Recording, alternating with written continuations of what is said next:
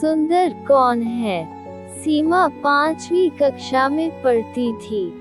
पढ़ने लिखने में बहुत कमजोर थी।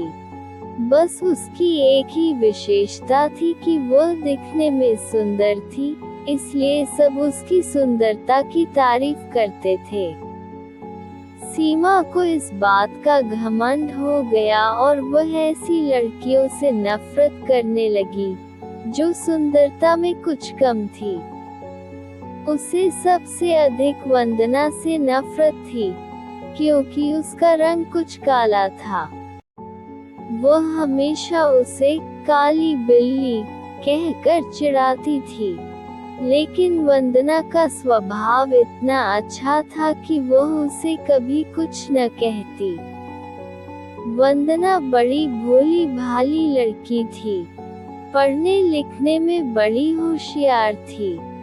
सभी अध्यापिकाएं उसे बहुत प्यार करती थी। घर पर भी माँ उससे बहुत खुश थी। हर काम में माँ को सहयोग देती। सभी काम वह मन लगा कर करती थी। वह बड़ी बड़ी सफाई पसंद थी, इसलिए हमेशा साफ सुथरी भी रहती थी। सीमा सारे दिन घर से बाहर खेला करती। अर्धवार्षिक परीक्षा निकट आ गई, लेकिन उसे तो किसी बात की चिंता नहीं थी।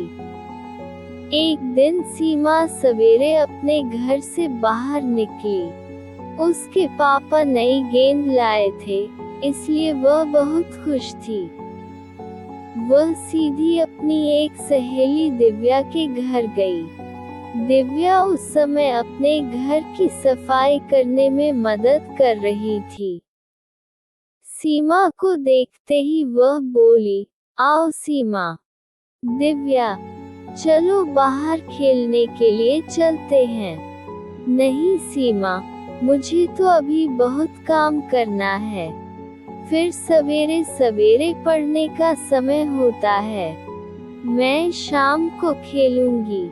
ये सुनकर सीमा ने मन ही मन कहा, बढ़िया काम करने वाली, और मुंह फुलाकर बाहर चली आई। इसके बाद वह अपनी दूसरी सहेली रीता के यहाँ गई और नई गेंद दिखाते हुए बोली, रीता, क्या तुम मेरे साथ चलेगी? नहीं, मैं तुम्हारे साथ अभी नहीं जा सकती। मुझे अभी पढ़ाई करनी है, घर का काम करना है। ये सुनकर वह चुपचाप बिना कुछ कहे गुस्से से बाहर चली गई। इसके बाद वह अपनी कई सहेलियों के घर गई, पर सभी पढ़ाई कर रही थी।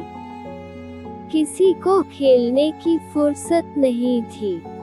सीमा सोचने लगी, इन सब को क्या हो गया है? इन्हें तो बस घर का काम करना और पुस्तकें पढ़ना ही पसंद है।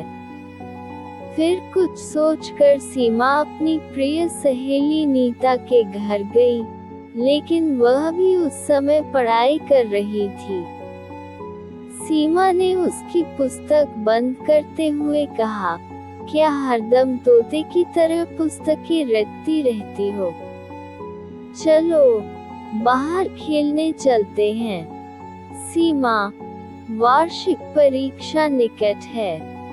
दोस्तों, अगर आपको हमारी कहानी पसंद आ रही हो तो कृपया करके हमारी वीडियो को लाइक करें, चैनल को सब्सक्राइब करें और कमेंट में जरूर बताओ कि आपको किस तरह की कहानियाँ सुनना पसंद है। धन्यवाद दोस्तों। मुझे पढ़ाई करनी है, इसलिए मैं तुम्हारे साथ खेलने नहीं चल सकती। तुम भी अपने घर जाकर पढ़ाई करो, वरना इस बार फिर फेल हो जाओगी। सीमा उदास मन से लौटने लगी। तभी उसे नीता की आवाज सुनाई दी। वह अपने माँ से कह रही थी, देखो न माँ, सीमा सवेरे सवेरे खेलने के लिए आ गई। उसे पढ़ाई की बिल्कुल चिंता नहीं है। मैं अब उसके साथ नहीं रहूंगी। जब देखो तब वह अपनी सुंदरता की चर्चा करती रहती है। माँ, मुझे तो वंदना बहुत अच्छी लगती है। वह बहुत मेहनती है, पढ़ने लिखने में भी बहुत होशियार है। बस उसका रंग ही थोड़ा सा काला है।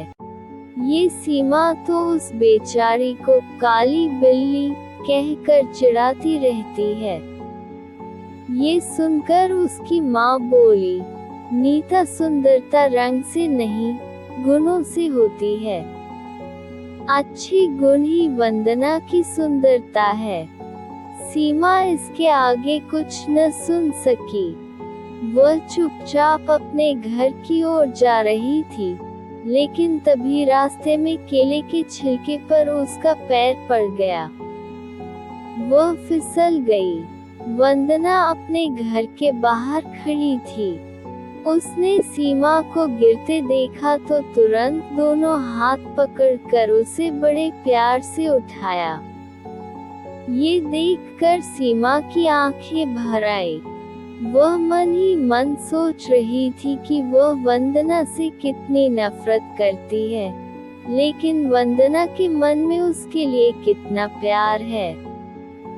वह बोली, वंदना, तुम सबसे सुंदर हो और मैं काली बिल्ली हूँ। मैंने तुम्हें काफी तंग किया है, बहुत चिढ़ाया है, मुझे माफ कर दो। अरे भला सहेली से माफी मांगी जाती है? सचमुच। सीमा ने अपनी सुंदरता पर घमंड करना और वंदना को चिढ़ाना छोड़ दिया। इस कहानी से हमें ये सीख मिलती है कि सुंदरता रंग से नहीं, गुणों से होती है।